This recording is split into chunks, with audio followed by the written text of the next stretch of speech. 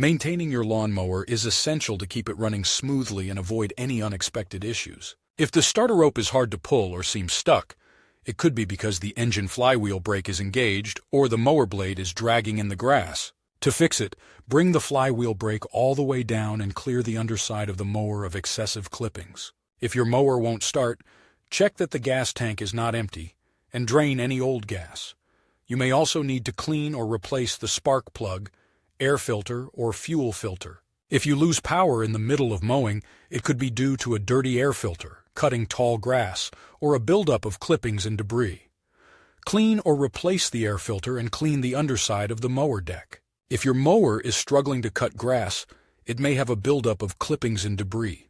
Clean the underside of the mower deck and make sure the side discharge chute is clear.